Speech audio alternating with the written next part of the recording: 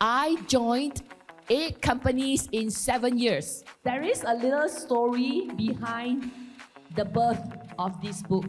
And that process, so I ended up with almost 300 pieces of this little small artwork, which I put in the collage. Then my other question, do you think change is easy? So we start with Dato Emmy. So maybe you can tell us about yourselves and what your plan was when you were younger. So I practice myself, giving a speech ataupun buat announcement to the family. Macam stewardess, yeah. Tapi along the line, after I finish my school, my father sent me to London, doing this business management course because he wanted me to heritage his business.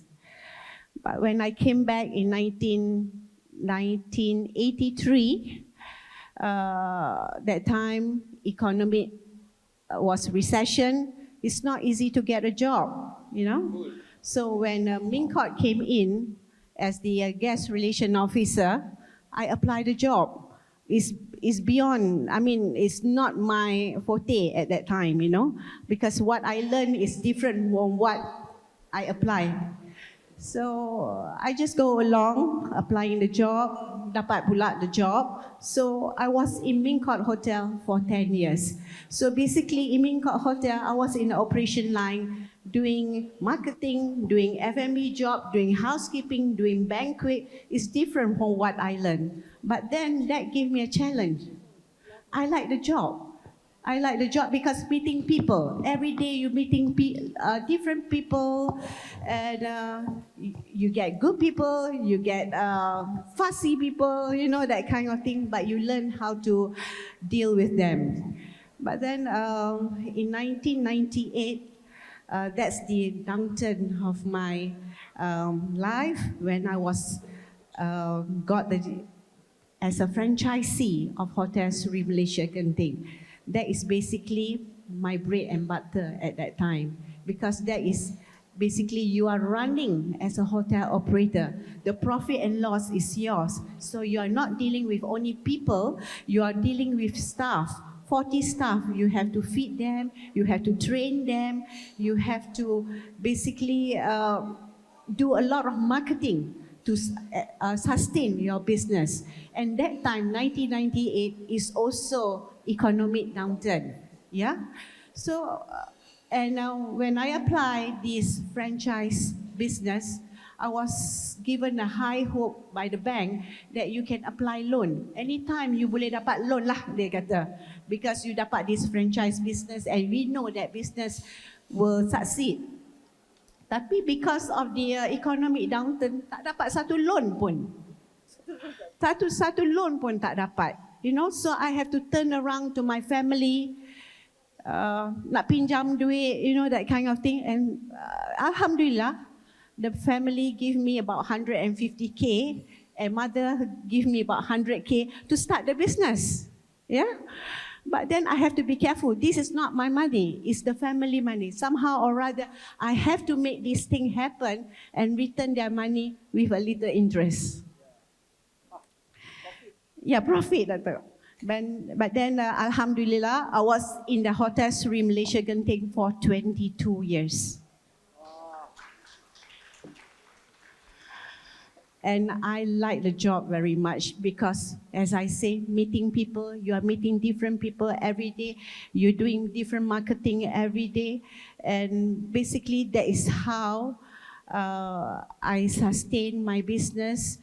Ada up and down, you know, comes COVID, and then macam mana kita nak sustain the business by doing a lot of things to make things happen.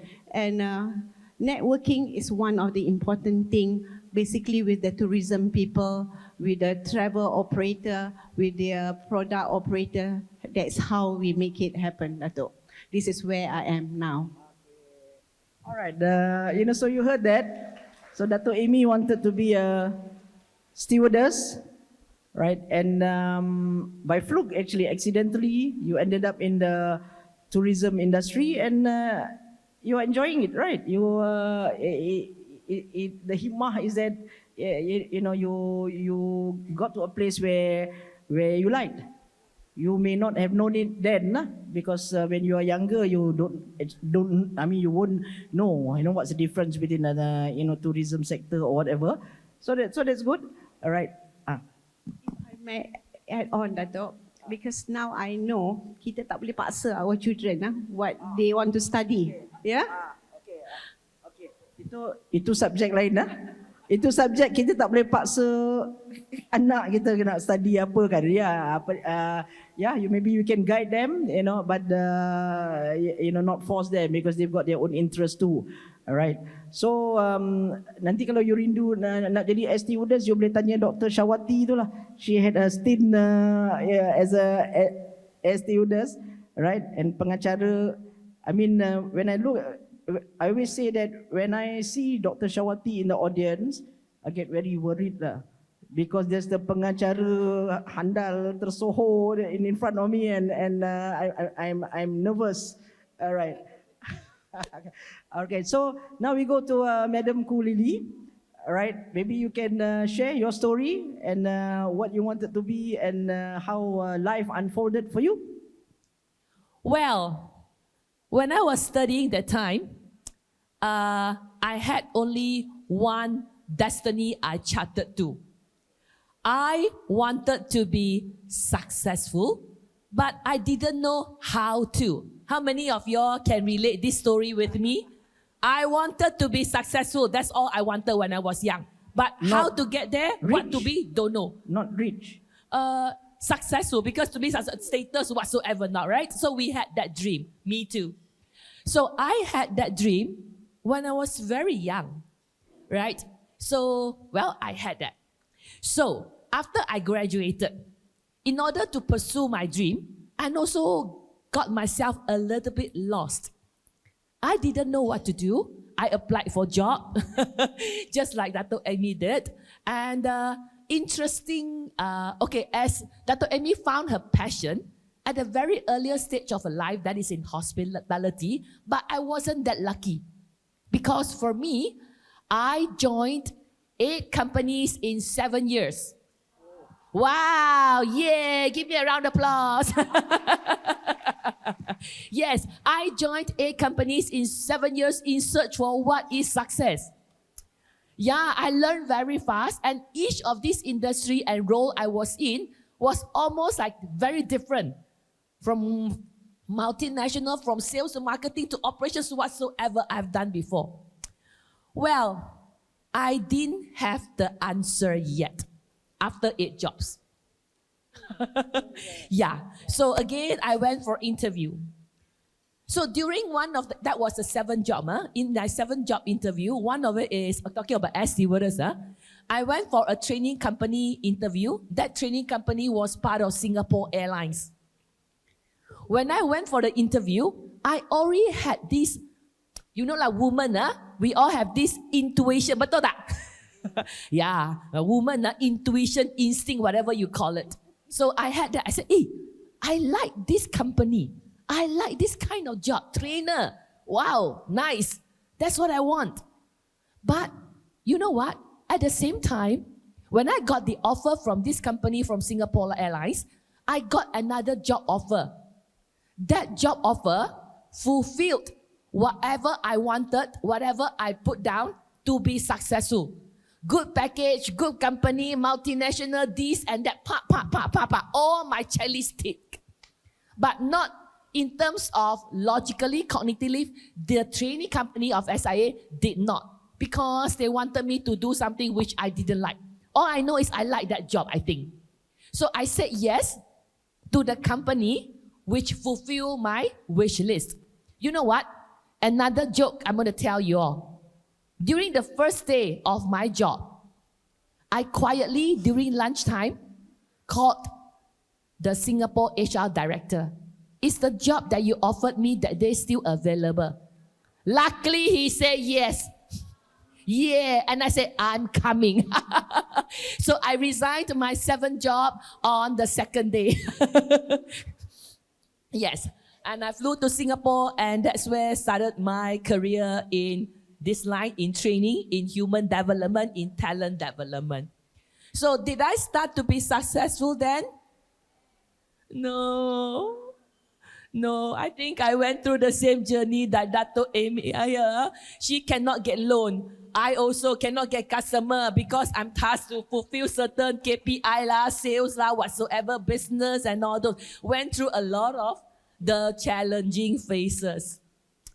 And well, I would say I'm at this point of time, I started to realize what this word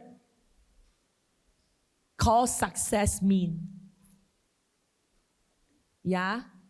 And I'm very, very grateful I'm in this space where I call myself successful not because of anything. I call myself successful because I am in the space where I can do something I like.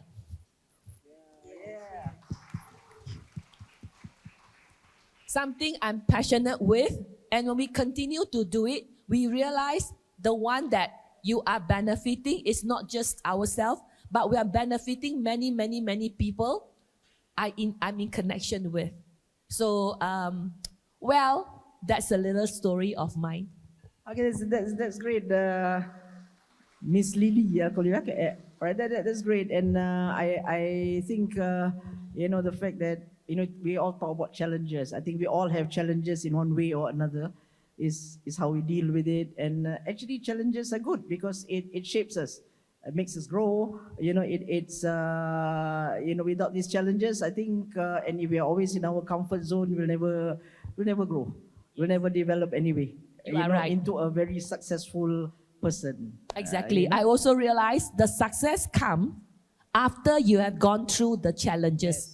You taste the success in a different flavor. Yes. And that's a flavor that you cannot imagine if you just chart your destiny and say, I want to be like that. I want to be like that, like that. That's not you. You have to go through that journey. My little realization after, I'm going to tell them my age after so many, many, many years. That's cheating. Cheating, okay, cheating. I'm not think going to tell you my age. started this age, We're not going to say that, right, Dato Azlin? Yes, okay, no. Say that, yeah. All right. Okay, so that's good. That's the first round from both of you. So, because both of you have got your own expertise, so this second round question is talking about, your own expertise, what you are, so that you can share with the audience some of the, some advice, or some thoughts on, for you, entrepreneurship, and for Miss Lily, leadership, women leadership.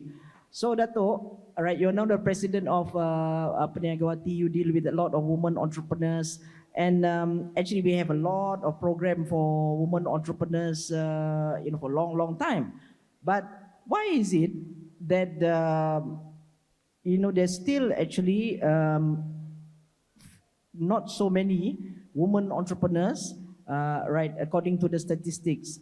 Actually, according to the statistics, there's only about 20% women-owned businesses, right, out of all the companies registered in SSM.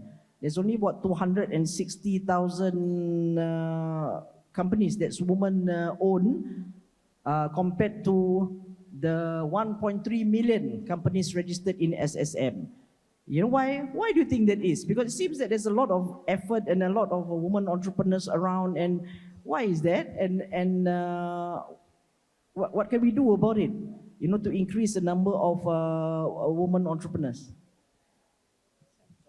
Okay, Dato, basically, I think before the COVID, before the year of 2020, there's more of this women entrepreneur. But after COVID, during the COVID, a lot of entrepreneurs has closed down their business. And if you look at the SSM statistics, it's getting lower, much lower from what you have mentioned just now. Basically because, as you know, COVID, many have affected, a lot of sectors have affected, and especially women. And women pula is the first one to actually take it step to stay home rather than their own husbands, you know, by helping their husband in their business. And I was thinking, you know, but now with the Peniagawati, I mean, with many women association, we are helping out the women out there to actually to rebuild their business again, yeah, by helping them having their own loans of grants from the government sectors of the banks. But this kind of round, bank it's not easy to give loan, Dato, yeah, and very stringent, yeah. Dia punya percentage pun is much higher. Yeah, for them to get loan is not easy. Yeah, the bank might advertise to you saying, oh, it's very senang for you to get loan. You just fill up this and fill up that. Tapi bila you apply, it's not easy. And now after the COVID, because of the change, you know, now you're gone on digitalization, yeah, and kita as an old school susah nak adapt. Huh? Tadi cakap 63 tahun, sekarang old school pula. Ya, memanglah 63 ya, tahun betul. old school kan. Betul lah tu. Susah nak adapt, you know. Tapi somehow or rather, this is not a hindrance to you. You have to learn how to do this. Yeah. No, I think in this era of digitalization, I'm just wondering, doesn't it make it easier for women entrepreneurs because they can stay at home and do their business because a lot of things are online and they don't have to go to office. So doesn't it, I mean, is that something that is would encourage, you know, more women entrepreneurs because they can balance they can take care of their family all at the same time? That is one of the advantage. But for them to learn something that is new and to adapt something that is new is a challenge for them too, you know. Yeah, and then because we keep on changing, the government keep on changing. Dulu GST, SST, now e-invoicing. Yesterday, the Peniagawati, we just have a forum on e-invoicing, and I think only about 10% lah masuk dalam otak I. You know, that kind of thing, Dato. But somehow or rather, as I mentioned, we have to adapt to it. Yeah. Because to catch up with the business world now, we have to catch up, no matter how. No, I think I agree with you. There's a lot of course, running a business is not just a matter of doing sales and that's it. Some people think that it's as easy as doing sales. That's business. But there's a lot of things that we need to learn, as you say, you know, GST, the SST. Baru nak faham pasal GST, dah GST tak ada. Lepas tu sekarang, yalah, e-invoicing. So there's a lot of things that we have to catch up on while doing our business. It's just not just a matter of doing sales. And yeah, I mean, for people who are old school lah, like me also, right, orang suruh buat TikTok semua sikit punya susah lah. Right, so I've got my friend Nadia here yang paksa I buat TikTok live, and I'm happy to say that yesterday I started my first TikTok live. Right, talking to and it was very odd talking to that telephone. Right, talking to that telephone and trying to do TikTok live, but I told myself that you have to. Right, this is a TikTok world and it's not bukannya ada pilihan sama ada you suka nak buat ke, tak suka nak buat ke, tak selesa nak buat ke, alright, but you just need to do it, full stop. So alhamdulillah kan, so yesterday was the first day, so insyaAllah I hope I'm disciplined enough to carry through lah. Alright, so Miss Lily, you do a lot of coaching. Look at the number of people you have coached across the continent. Alright, so you know, the number of women in C-suites lah, in leadership positions in companies. All right, I know that the numbers may have increased, you know, but I feel that it is not. It may have increased, but it's not as high as it should be. All right, because sometimes when we have one female CEO, we're like, oh, this, you know, we have one female CEO in this company, and that is like everybody's excited about it, but that's one. Right, it's as if we're still counting. Oh, that's one, that's two, that's whatever. You know, we're still counting. When actually we shouldn't be counting anymore. Right, because when you think about it, our population is half women. And education-wise, right? I mean, we have had 70% of undergraduates and graduates from the universities which are women, I mean, for a lot of years. So they should be, if you think about it, 70%, right, of the university graduates are women. So they should be in all these places by now, right? So where are they? So when you start like saying that, oh, this is the CEO, one woman CEO of this company, it's as if like, oh, we're supposed to be excited about this one, right, or two, you know, how many or whatever, we're still counting. So I just want to ask you from your experience, why is it that it's so difficult for women to climb the corporate ladder? Has it got anything to do with, because sometimes people talk about the glass ceiling, meaning maybe it's a male-dominated environment or something like that. But sometimes people also talk about the sticky floor. The sticky floor, meaning there's certain skills that is lacking in women, or it's not natural. Maybe it's not lacking, but it's just not natural, like leadership. All right, so which is it? And if it's like leadership, I mean, what would your advice be, to women, and what about leadership, and what kind of leadership would be more suitable to women? All right. I'd like to take this question. Okay. So true what Dato Azlin say here. The figure or the population of women leaders in the corporates are actually showing signs of increase. Definitely. But I think definitely like what you say, it's not a time for us to shout, oh wow, another woman CEO. We have gone past that era that it is equal, and many organizations also give equal opportunities. We don't look at gender anymore in terms of promoting or helping someone to climb up the ladders of leadership. But let me take this question from individual perspective. I believe each and every one of us, we are leaders. Am I right? We are leaders in our own respective area.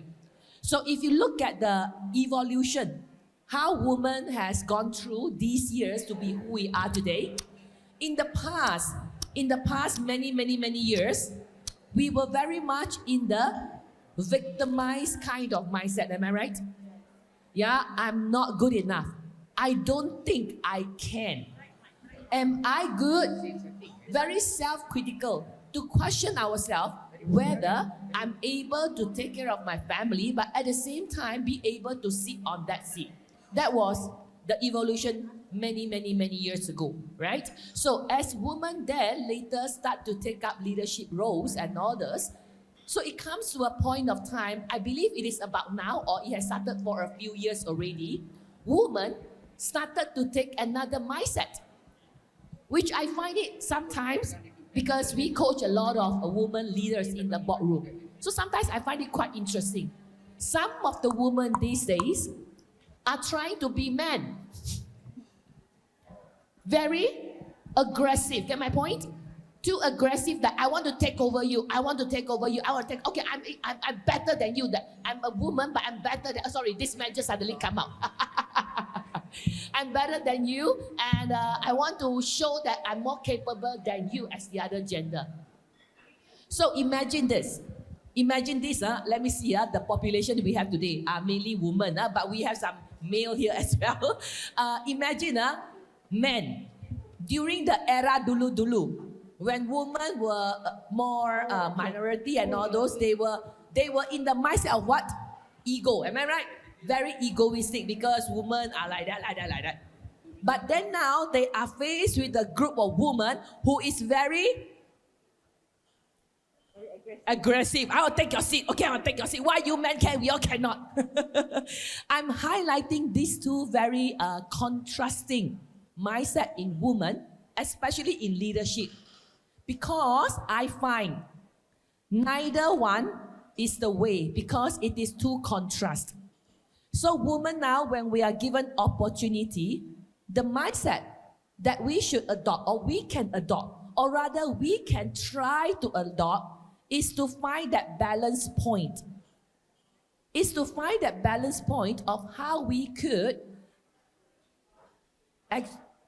demonstrate the mothering ourselves, the strength, the qualities of women, but at the same time be able to be in the world where we ourselves believe in equality. If we still have that voice that we have to fight to get that position, we have to fight to get whatever, not forever, we are not going to be there. So little sharing I would like to share here after talking to many women leaders. So the mindset should be that we think that we can get what we want. Yeah, we get what we want, but we need to find that point. We know how to use and optimize the strength of nurturing. Because if you look at the world now, it is so volatile, yeah, full of uncertainties. If you can recall, I think Dato Emmy mentioned just now, many times during the pandemic. Pandemic is the right time, I find, to associate with the time that we are going through now. Lots and lots of uncertainty. During points of uncertainty, what do we need? We need humanity. We need empathy. So these are the strengths of women. This is where we can showcase these qualities at work. But at the same time, does that mean that women cannot go through a lot of challenges? We disagree, right? So we went through many of challenges as well. We can take that part of it. So we are very, in a way, resilient. If you see how we mother, parent our kids, that is a quality that we can blend together with the mothering part to make this world a new world. We are part of the world to make the new world where we would not know what the next world or 10 years down the road, 20 years down, what the world will be. But we can contribute in a way where if we can find that point. I myself is also still trying to find that point, sometimes being too aggressive. If you see me talk, sometimes you know. But sometimes also feel it a bit challenging to go to that very mothering part of me. So I think it is not to me a contrasting energy, but if we know how to synergize it, we are there. That's something I feel we can contribute and make our population, and not in the world to compete with whatever gender, but we are equal when in our mind we think we are equal. Okay, right. My name is Nida. I would like to ask a question. Both of the speakers mentioned that they have gone through up and down, building their career. How do they actually balance this career juggling with you're also active in your own field of like association, and then I'm sure you are also a mother, a friend, maybe a daughter, so how do you actually juggle all those roles and responsibilities and still be successful and looking great every day? Thank you. Okay, so in other words, how do we become superwoman? Okay, Dato, I joined the association because of networking. Yeah. So networking, and I'm holding different position in different association. So basically, time consumed for me. But as a mother, as a daughter, and also as a wife, I have to divide my time.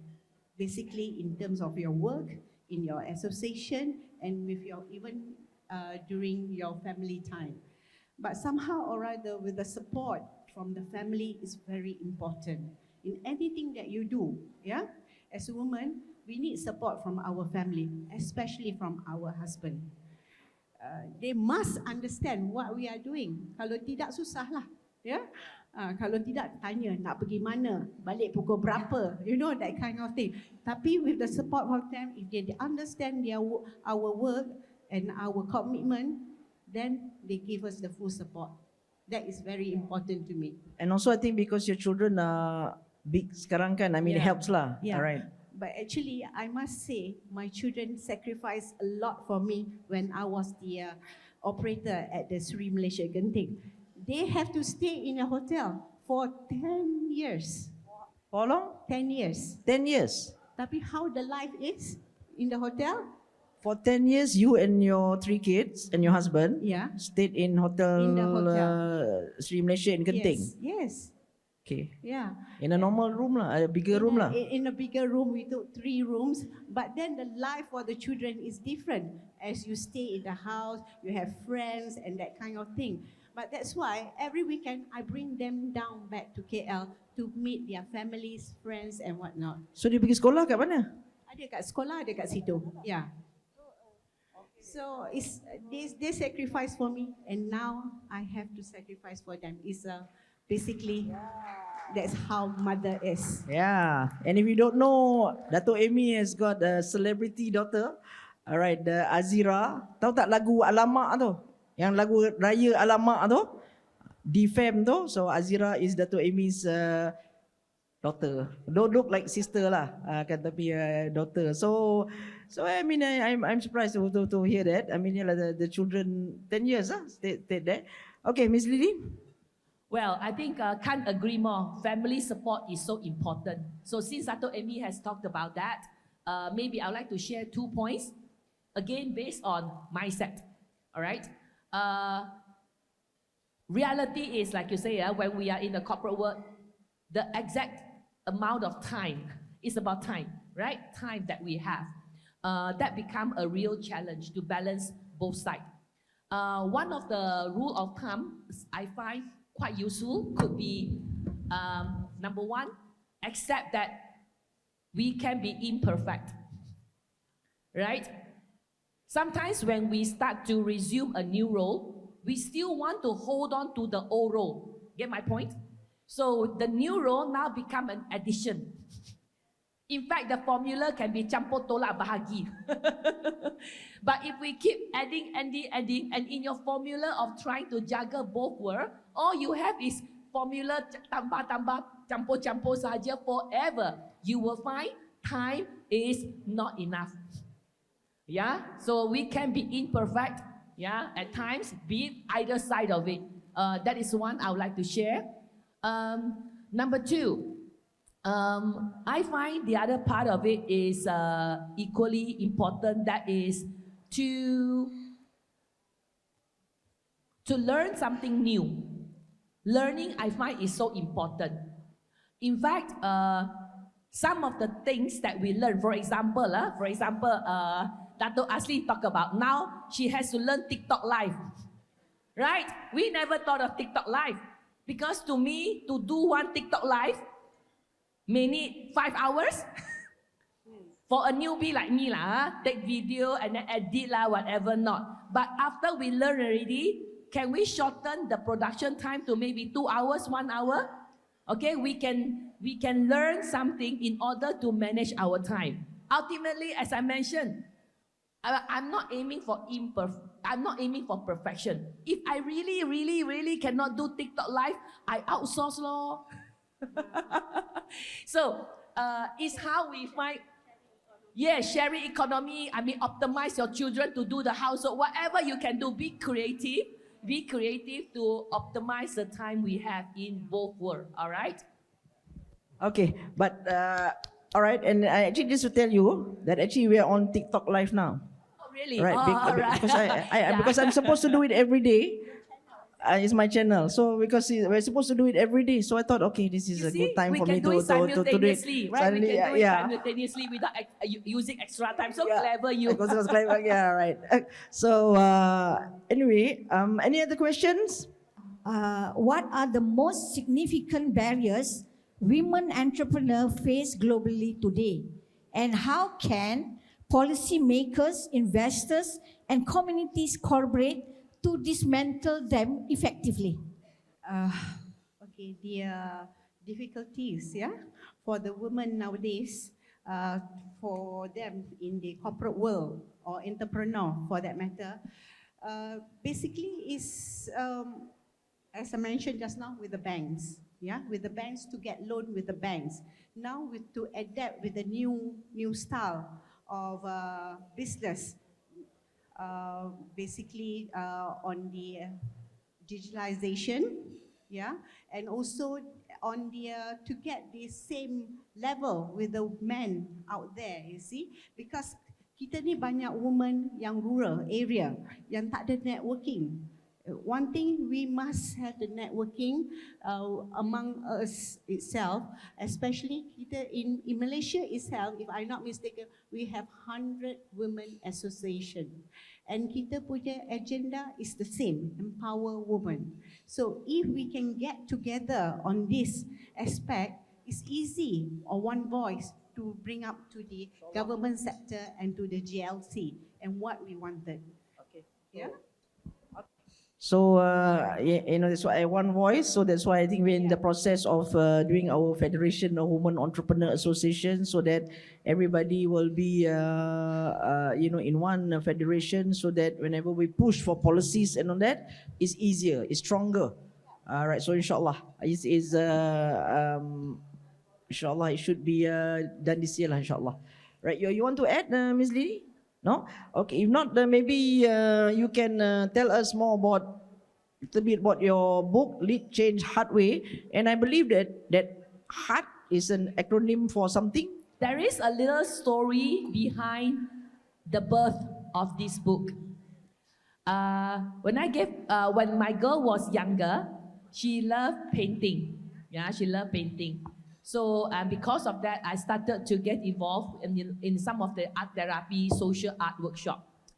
And during the pandemic, I had a very bad panic attack. And at the point of time, due to the network I had, I come in touch with a German art therapist who started a global 40 days art project. She sent out globally during the pandemic a simple few steps of how we could follow the process to do art. So I did that during the pandemic, and the commitment was to do one artwork per piece per day, continuously for 40 days. Yes, and I did. Yes, 40 days. Who knows? Yeah, thank you. Who knows this woman, whoever, whatever nurturing, whatever aggressive part of me say, one cycle is not enough. Go get another cycle. So I completed the second cycle. Wow. And I feel good. It's very therapeutic. I feel good. So I didn't stop at second. I continue with the third and the fourth. And that process, so I ended up with almost 300 pieces of this little small artwork, which I put in the collage. Thank you. And due to because of my work, I coach a lot of leaders, I give speech in corporates and all those. I also, through the process, realized pandemic itself is a change. Am I right? Many of us go through that change, whatever personal experiences that we have gone through. So, in any change process, I always ask this question. If I may do a little demo here, may I know, do you all think change is difficult? Yes or no? Yeah, more of yes. Then my other question, do you think change is easy? Depends. Depends, yeah? Yeah, depends, yes, no, whatever it is. To me, that was a wrong question asked. Yeah, like you say, it depends. Change is neither difficult or easy. Yeah. Why? Because many of us are afraid of change. Because of we are unfamiliar with the new world, the new me. Am I right? Change is definitely unfamiliar. So that makes us feel difficult. Okay. So that's the reason why, because of the feeling of unfamiliarity, using art as a process to release our feeling, so that we are more familiar with that change. We are more familiar with the difficult feeling, challenging feeling, unfamiliar feeling, and all those things. That would help us to sail through the change. Okay. Change is not the process of A, B, C, but somehow it is a process of insight. It is an inner work. So because of that, I find very important to have this shared, because lead change is really, really something that got to start with our heart.